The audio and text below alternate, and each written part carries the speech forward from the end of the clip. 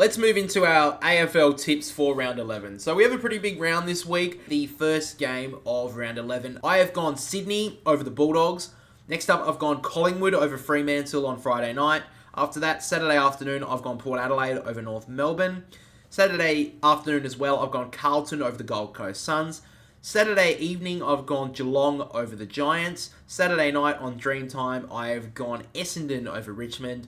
Sunday early game, I've gone Brisbane over Hawthorn. Sunday mid-game, I've gone Melbourne over St Kilda. In the last game, Sunday night or Sunday evening, I've gone Adelaide over the West Coast Eagles. Now, like I said at the start of the podcast, my brother also gave me his tips. He has gone Sydney over the Bulldogs. He's gone Fremantle over Collingwood. Port Adelaide over North Melbourne. Carlton over the Gold Coast Suns. Geelong over the Giants. Essendon over Richmond. Brisbane over Hawthorn. Melbourne over St Kilda, and then the Crows over the West Coast Eagles. So let's go right back to the start of the round. Sydney versus the Bulldogs. So this is an interesting game for the Bulldogs because they've came off two pretty big wins. One was a massive flogging against Richmond. We've already talked about them, how many injury woes they've had. But the Bulldogs did what they had to do. They had to win a game. That they saw an easy kill and they've got it. But the Bulldogs did what they had to do. They found an easy kill and they got it. Then they had a really tough slog against the Giants, and they were pretty well dominant against the Giants. I mean, they kicked 8 goals, 22. They could have won that game by 10 goals. They won it by about 30 points. So, a good win from the Bulldogs. But now they come up against the toughest test. And we've seen the Bulldogs be a response team. We've seen that many, many times. They're not a response team in this game, though. If they were coming off a big loss, I would give the Bulldogs a real chance here. But I think Sydney are in too good a form right now. At Marvel, I think Sydney's speed and ball movement will be too good for the Bulldogs. And I think the Bulldogs, I still don't trust their defence too much. Obviously, last week they were able to keep the Giants to 43, but that was in a slog game. This is going to be under the roof at Marvel Stadium. I don't think they'll be able to shut down Sydney as well. So I think that Sydney, they're in too good a form right now. So I think that they're going to be able to win this game by about 20-odd points. That's kind of what I put on the tips thing anyway. But I do think this is going to be a very good game. Even if the Bulldogs don't win this game, we will get to see where they're at, though, from this game. If they can perform pretty well for the majority of the contest, and if they can steal this win, that will prove to me that they're a team to watch this year. If they lose this one close game, I still think they're a watch. If they get flogged here, then they're not a watch for me. They've been a bit of a pretender the last few weeks.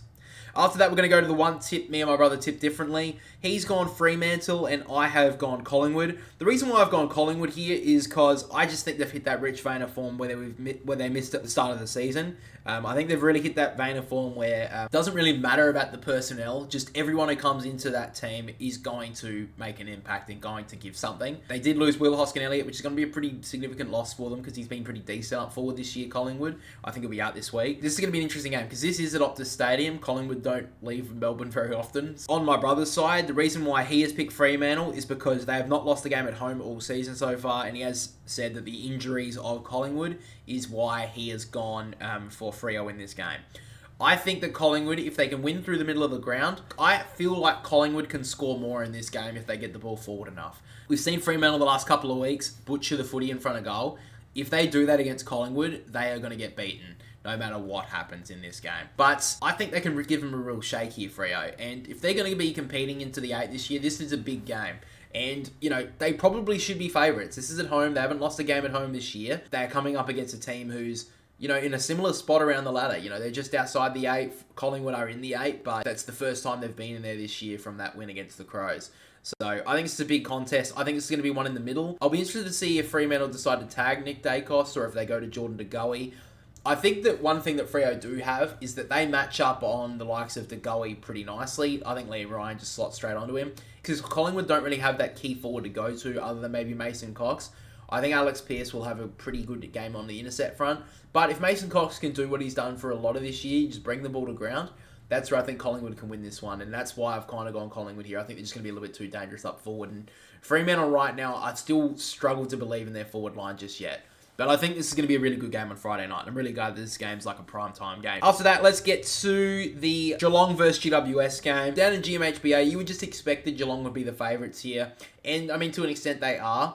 But they're coming off 3 losses in a row. A tough game up in Darwin. And the Giants have a really good record down in Geelong. Now, me and my brother have both picked Geelong here. The reason why he's picked Geelong is because Cameron, Hawkins, and Duncan should be back. And even though the Giants have a good record down there, he thinks that those 4 players being rested for Geelong, they will be fine to come back and play a significant role. And he doubts they'd lose 4 in a row, which is kind of where I'm leaning as well. The fact that they rested a lot of players last week against the Gold Coast, I said it in the review, I don't think they were really expected to win the games. They didn't bring out their best team. They were kind of like, okay, put in our best effort, but if we lose, we're not just going to spit chips. We're going to be fine. So I think it's kind of where they were going at, and they were kind of just getting ready for this one. On the Giants, on the other hand, they have got a couple of players back, but their defensive game at the moment is quite poor. They got beat by the Bulldogs when they shouldn't have. They should be beating the Bulldogs. Like, if 2 weeks ago, if the Giants were playing the Bulldogs, they would be outright favourites. The last couple of weeks, the Giants have been well beaten on the defensive side, and it's sort of, I don't know, it's sort of like an old pimple sitting there for the Giants, if you can say that. The fact that, like, they have always been questioned on their defensive attributes. They've always been praised for how well they can move the ball forward. But when they have to play defensively, they've been struggling. And I think that's something that Adam Kingsley brought into the team last year. But for some reason in the last couple of weeks, their want to defend has dropped off. And I think that's something that needs to be worked on by Adam Kingsley. I think this is, even though they had a tough start at the start of his tenure at the Giants last year, I think this is probably the toughest part of his career so far as the Giants coach, because they weren't really expected to do much last year, and then everyone praised him when they started hitting form. At the moment, they were one of the premiership favourites going into the year, and after the great start that they had, they've kind of fallen off a little bit. So I think this is a real challenge for Adam Kingsley. I think they can very well win this game, and I think that the players coming back for the Cats, I think the Giants' defence can stop them. But if their midfield aren't prepared to defend the Giants, the Cats will kill them here. I think this will be an interesting game. I think if the Giants don't defend, the Geelong will win this one comfortably. If the Giants can defend this game well through the middle of the ground, I think it's going to be a real contest. So that's kind of where I'm leaning, but I am going to tip the Cats in this game. So the last game I want to talk about is the Hawthorn versus Brisbane game, because Hawthorn are coming off some decent form the last couple of weeks. Obviously, they had the heartbreaker against Port Adelaide, but for 3 quarters, they had that game won against a much better side. Take the last quarter out of that, Hawthorn are in some decent form. But this is at Marvel. If this was at the MCG, I'd give Hawthorn a real shake here. But because it's at Marvel, Brisbane, they basically didn't even play a game last week against Richmond. They just had a training drill. So basically, they've had the week off. You can look at this 2 ways. You could say they've had a rest, or you could say they're not going to be match fit enough after having the week against Richmond. And some teams can have that sort of thought. When you have a smashing 100-point win, you don't come back the next week as prepared for the next game. So I think this is an actual danger game for Brisbane here. Now, Brisbane need to win this game if they want to keep their finals hopes alive, because we're getting towards that mid-season now, and as we get towards the mid-season, if you don't win enough games by then, it's really hard for you to break into the 8. We did see Sydney and Carlton do it last year, but you don't really want to save your run to the finals that late in the season. So, I have tipped Brisbane, so has my brother, but I think this is a real danger game for Brisbane here, because if Hawthorn can win this one, if they can just even up in the midfield, I think their forward line can kick a score.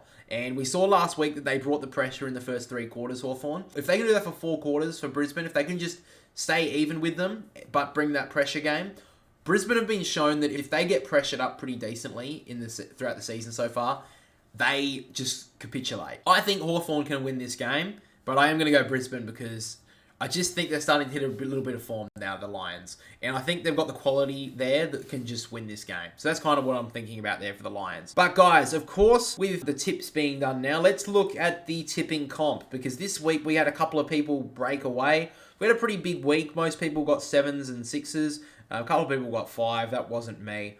Looking at it right now, Brandon S is still on top of the tipping comp, so congratulations, man. He's been in the streams a couple of times, so I do appreciate his support. And right now, he is on top of the AFL tipping ladder on 63, and has a 2-point lead on Paul, who is in second spot, who I think just got up there this week. Yeah, he did, because Christie fell down. So Paul moved up into second spot on 61.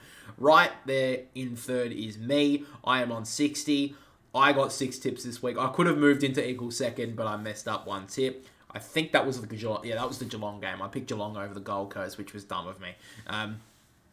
The big drop this week, though, was from Kirsty. She was in second last week. She's moved all the way down to 5th. She is on 60 tips, so she is equal with me, but she has that percentage a little bit lower. So a little bit disappointing there, but she'll bounce back. She's done pretty well this season. My brother, on the other hand, is down in 9th spot. I think he did increase this week. He went up a little bit. He's on 57 tips now. He did tip the Gold Coast, and he got 7 tips, so he's up into 9th. And then right down the bottom is still Daniel C, I believe. I don't think he's moved up. He did get 1 extra tip this week. He got 6, so he's on 55. But it's a pretty tight comp at the moment. There's only 8 tips between top and bottom. There's only 13 of us. So our channel was quite small when this league was made. But next year, guys, we'll make a big league for everyone to be involved in our thousands of subscribers. We're going to be the biggest channel, so don't worry. We're going to have a huge league for you guys to join into. But right now, Brandon S still leads the AFL tipping comp for the Boundary Riders YouTube channel.